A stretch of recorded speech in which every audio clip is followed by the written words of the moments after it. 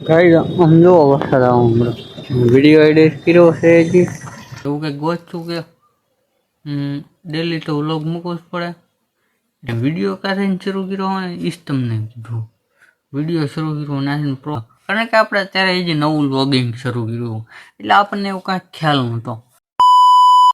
તો હેલો ગુજરાત, તો આજનો વ્લોગ શરૂ કર્યો છે ડાયરેક્ટ બગીચા પર.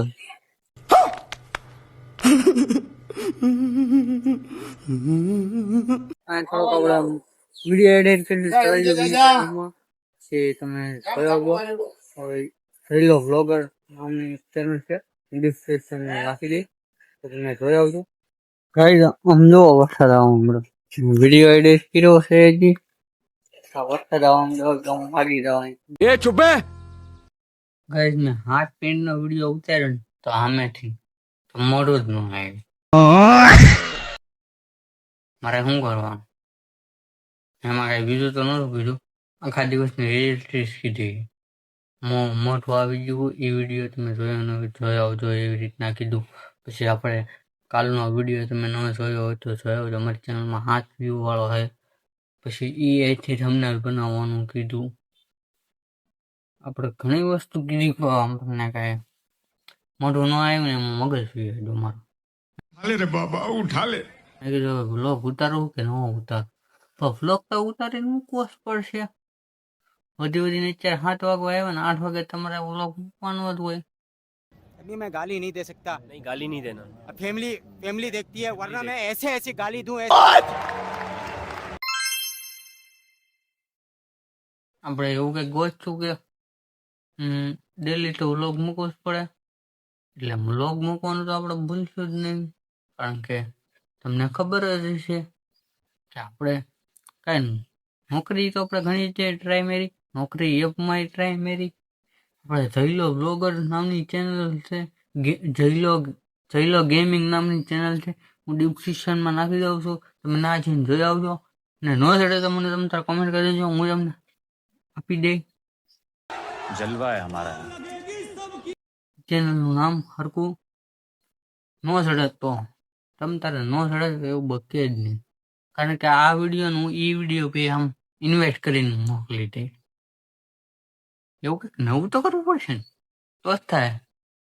સમજારે મારા આ તમે વિડીયો જોવો ને એટલે બધું ખ્યાલ આવી જાય. કારણ કે આપણે ઇન્વાઇટ કરીને મૂકશું એટલે છે ને 2 વિડીયો બધા એ રીતના જ મૂકશું. તો પછી તમને ગાઈસ કવડો વિડીયો થઈ ગયો છે, ઓલો 7 મિનિટનો વિડીયો હતો ને મેં વિડીયો કાઢીને શરૂ કર્યો હોય એ જ તમને કીધું. વિડીયો શરૂ કર્યો નાખીને પ્રોપર કીધું. પછી એઆઈથી થંબનેલ બનાવવાનું કીધું. મને આવડે એઆઈથી થંબનેલ બનાવતા, ડિસ્ક્રિપ્શન લખતા, ટાઇટલ લખતા, હેશટેગ લખતા, ટેગ લખતા, તોય વિડીયો વાયરલ નથી થતો. गजब बेइज्जती है। 7 વ્યૂ છે કાલના વિડીયોમાં. તો ગાઈસ તમે તમારે સીન જોઈ આવો. 7 વ્યૂ હતા એની પછી કેટલા થઈ જાય કંઈ નક્કી ન કહેવાય. કારણ કે તમે સમજી શકો તો હું સમજી શકું. કારણ કે આપણે એ યુટ્યુબ વાળા આગળ પોતે થંબનેલ બનાવી હોય તો પછી કેવો રિસ્પોન્સ હોય.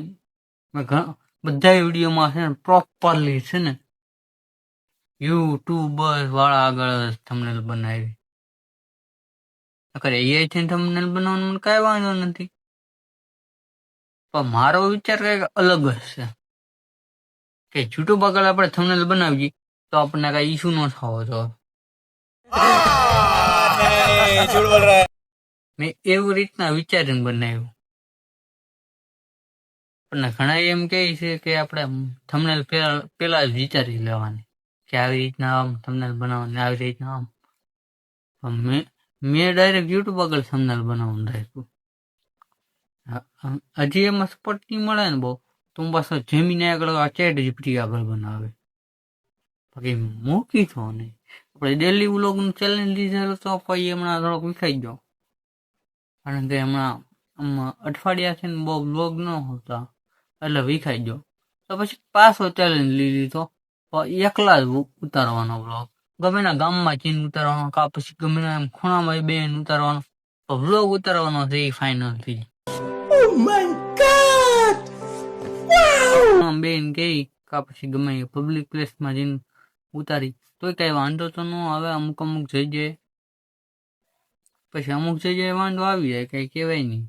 કારણ કે આપણે પછી આમ પબ્લિક પ્લેસમાં ગયા હોય ને કાંઈ ફરવા તો વાંધો ન આવે.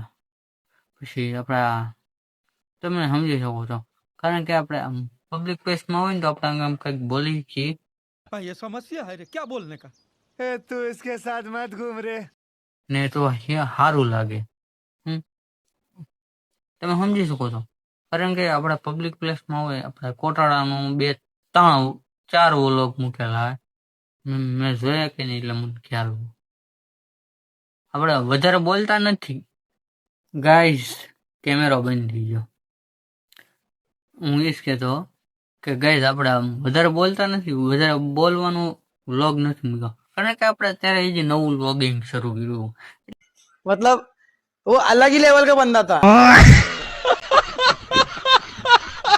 એટલે આપણને એવું કાંઈ ખ્યાલ નહોતો. તો પછી આપણે એવું કંઈ બોલ્યા નથી. બહુ વિડીયોમાં એવું કાંઈ નથી બોલ્યા. તો પછી મેં કીધું હવે કંઈક નવું કરી. નવી એક ગેમિંગ ચેનલ ખોલ નાખી. એની પહેલાની એક ચેનલ છે ને મારી પાસે, મેલડીમાં ના મૂકવું, એમાં સ્ટેટસ 1000 સબસ્ક્રાઈબર છે. તમે સમજી શકો છો. તો મેં કીધું એમાં આપણે ગ્રો નથી કરવું. કારણ કે એ ચેનલ આપણી ગમે ત્યારે બેન થઈ જાય એની કાંઈ ગેરંટી ન કહેવાય.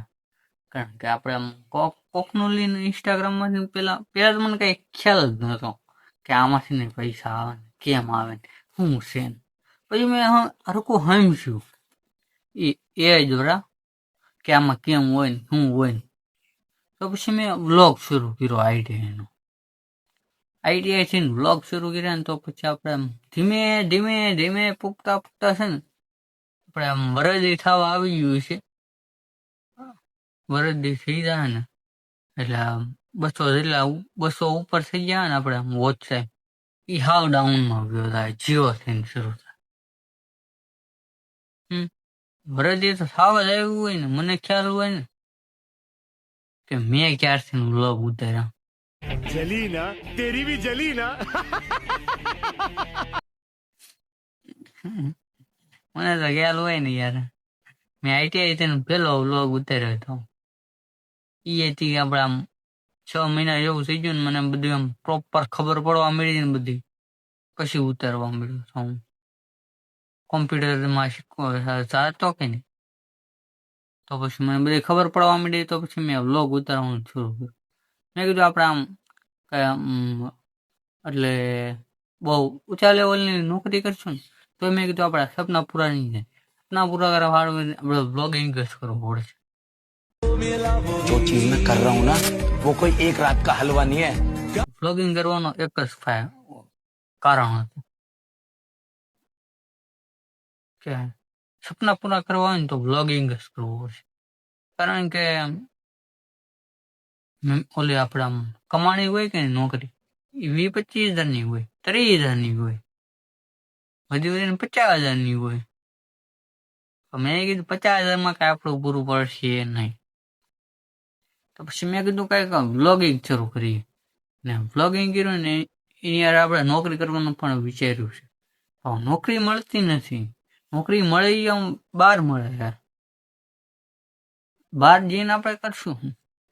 એક જગ્યાએ જવાનું 14 તારીખે ને 13 તારીખે કીધું છે. કાલે આઈટીઆઈ નું રિઝલ્ટ છે. તો રિઝલ્ટ લઈ આવીએ પછી તમને કહી કે હું છે ને હું નહીં. તમે ગાઈસ અમારો આ વિડીયો ગમ્યો હોય તો લાઈક શેર કમેન્ટ કરી દેજો. Okay, good bye.